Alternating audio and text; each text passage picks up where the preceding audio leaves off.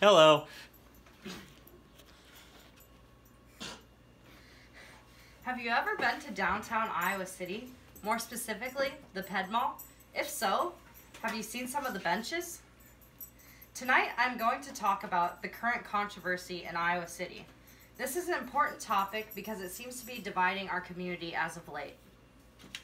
I have lived in Iowa City, Iowa my whole life, and I am passionate and yet concerned about this topic for the future of Iowa City.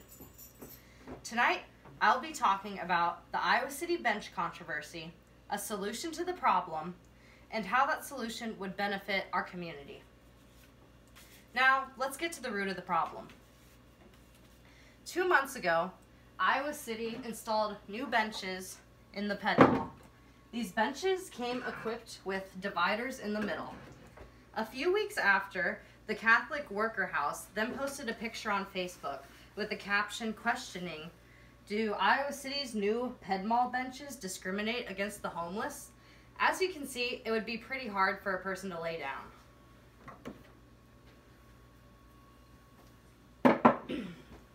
After the post, this group then took this issue to Iowa City City Council. The council then voted to replace 14 of these brand new benches on the city's Ped Mall. The renovation is estimated to cost $10,000. When interviewed by Cedar Rapids Gazette, the senior civil engineer for Iowa City, Scott Sovers, said that the original intent was not to be discriminatory of homeless, but rather to create more seating on the Ped Mall. He also added that it makes people more comfortable when they have to sit next to strangers. In a column by the Iowa City Press Citizen, an anonymous letter was sent in. The person who wrote the letter brought up a pretty interesting point. They said not only are the benches pleasing to the eye, but they can also aid to the elderly trying to stand up or anyone else who faces mobility issues.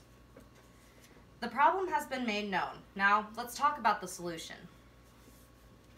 Instead of the city spending thousands of dollars to replace these benches, I propose the money should be spent in other ways that would help the homeless and benefit them in more ways than benches ever could.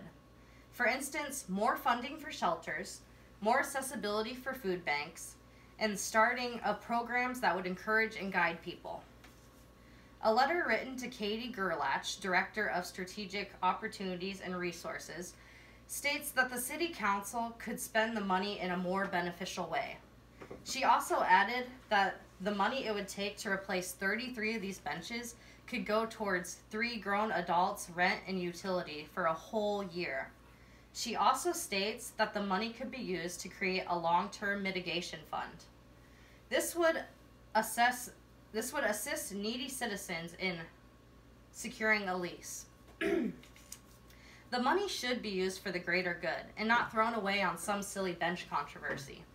As Katie said, the money should be spent in ways that would benefit the homeless.